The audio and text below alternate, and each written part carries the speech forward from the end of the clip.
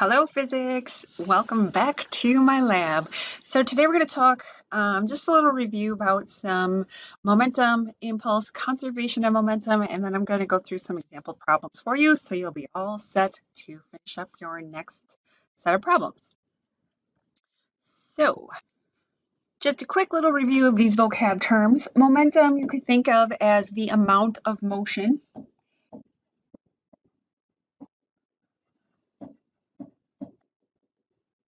Something that's moving really fast has a lot of momentum. Something moving slowly doesn't have much momentum. Momentum, remember, depends on mass and velocity. And the equation for momentum is m times v, mass times velocity. Remember, your mass has to be in kilograms. Your velocity should be in meters per second. All right, impulse. An impulse is when you have a change in momentum. Let's say any.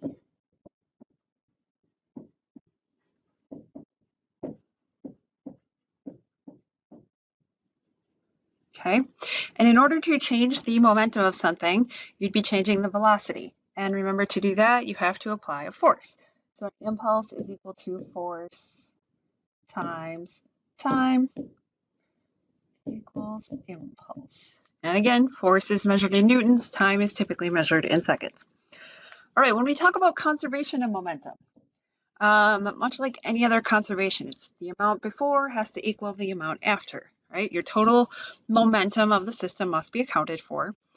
The equation for conservation of momentum that I think is the easiest to understand is, especially for collisions, which is what we're going to focus in on, is the momentum of object A at the start, think of that as an I or a 1, plus the momentum of object B at the start. And you could go plus momentum of C, plus D, plus E, plus... Generally, we just deal with collisions of two things, though. Since we're going to keep physics easy, we'll probably just consider two things. Okay, and that would be equal to the total momentum of A at the end and the total of B at the end as well. Okay, so momentum of A initially plus momentum of B initially is equal to momentum of A later plus the momentum of B later. If the two objects happen to stick together, which happens sometimes in collisions, you just add their masses together.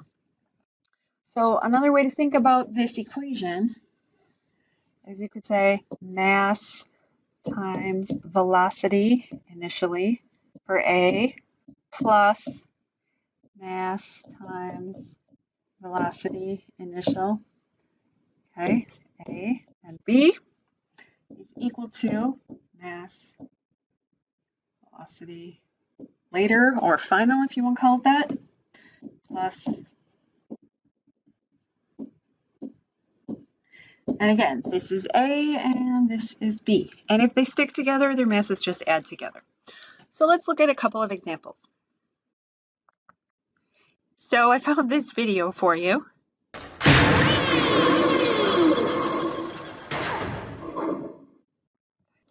All right, so let's look at the problem that goes along with that lovely video. A 10-year-old boy with a mass of 26 kilograms sits on a wheeled office chair that has a mass of 16 kilograms, holding an 18-kilogram fire extinguisher that contains 9 kilograms of carbon dioxide. Okay, lots of info there. So we have lots of things all together, and those are all going to be in our initial system. Now, the thing that we need to know is it doesn't really matter because they're all at rest. So our initial momentum of our whole system is 0, okay, because they're at rest. But what we're going to do is we're going to shoot off this carbon dioxide at 20 meters per second. So that is going to change the momentum of our system, okay? So if we're looking at our final momentum, we have to think about what our two objects are. Okay, so system A is going to be the boy, which is 26 kilograms, plus the chair, which is 16 kilograms, plus the extinguisher, which is 18 kilograms.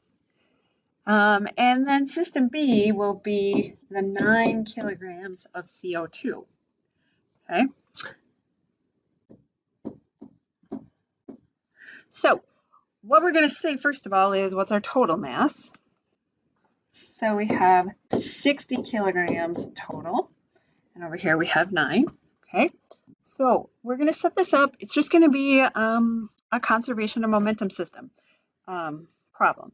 So our initial momentum of the whole system is equal to the momentum of A plus the momentum of B.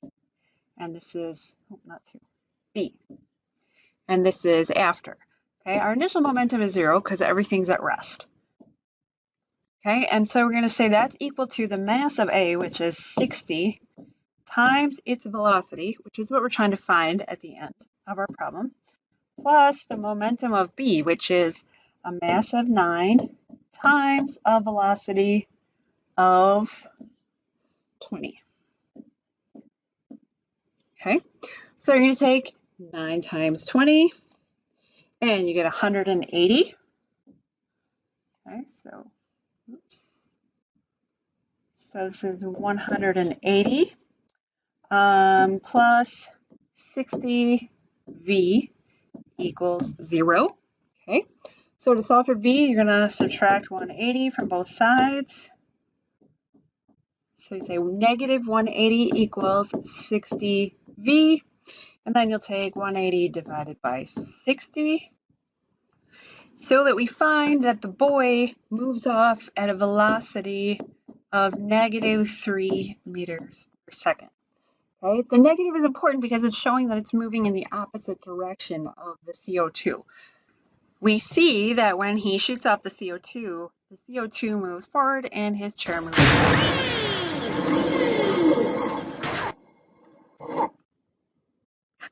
All right, let's look at another example that I found. A 3-kilogram fish is swimming at 1.5 meters per second to the right. Sometimes it helps to draw out diagrams. So 3 kilograms, and it's moving at 1.5 meters per second to the right. It swallows a 0.25 kilogram fish, which is swimming to the left. Okay.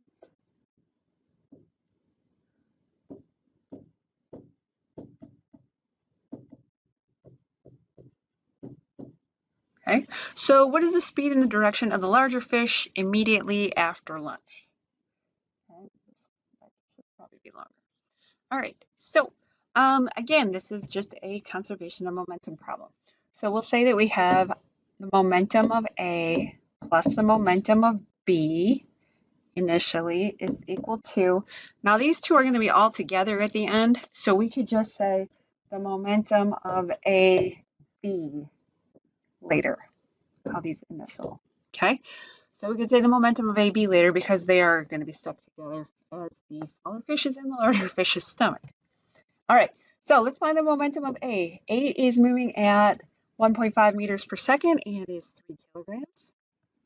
So we'll take 1.5 meters per second times 3 kilograms, and we get 4.5 kilogram meters per second, which may put some units on there. Okay, plus, now object B, or fish B, is moving to the left. So we should say that its velocity is negative.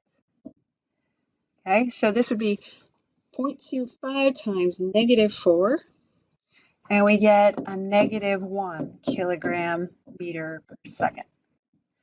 Okay, is equal to the mass, which is going to be added together in the end, so 3.25 times their final velocity. Now, before we even solve it, we should do a little prediction.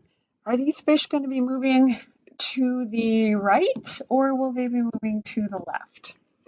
And you should be able to predict that they should be moving to the right because the bigger fish had a larger momentum initially, so it's almost like its momentum went up. So we're going to say 4.5 plus negative 1. Okay, so that gives us 3.5 over here, which is positive, is equal to 3.25 times V. So then, oops, divide both sides by 3.25. There went my lights. divided by 3.5 divided by 3.25, and those fish move off at 1.1. So our final velocity is 1.1 meters per second, and you could even label that then to the right. Okay, so that makes the bigger fish actually slow down because the bigger fish was moving at 1.5 before. So when it swallowed the smaller fish, it's now going to be slowed down just a little bit. So I think that's probably enough examples for you. You have a set of problems now that you're going to work out on worksheet 2. If you have questions as you're working, please let me know. But really, as a whole, think of applying the conservation of momentum equation. If they're stuck together, at the end, you add their masses. If they're not, then you would just solve it like this one up here, okay, where you keep them separate. Either way, it's just an application of this, conservation of momentum. So your initial momentums add to equal your final momenta. Keep track of your signs, positive and negative. Let me know if you have questions.